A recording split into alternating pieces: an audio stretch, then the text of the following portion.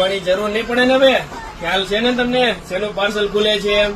હવે તમારે જણાવવાનું છે કે વેલ્સપન અને ટ્રાઇડન્ટ કંપનીની બેડશીટ કોણે કોણે લીધી છે અને વાપરી છે. કોમેન્ટ બોક્સમાં તમારે જણાવવાનું છે.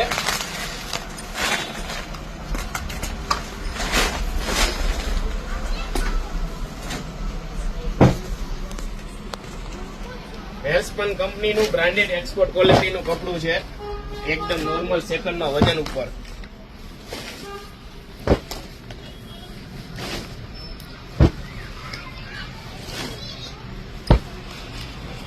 તમારે કિંગ સાઇઝની બેડશીટ ફક્ત ને ફક્ત 500 થી લઈને 600 રૂપિયામાં, જે 1500, 1800, 2000 ની બેડશીટ મળે છે એ જ કપડું સેમ નોર્મલ સેકન્ડમાં 500 થી લઈને 600 રૂપિયામાં બની જાય.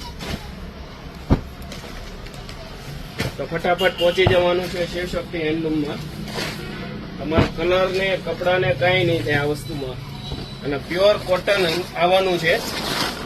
ચાઇનાનું કે પોલિસ્ટર કપડું નથી, આ બ્રાન્ડેડ કંપનીનું એક્સપોર્ટ ક્વોલિટીનું કપડું છે આ.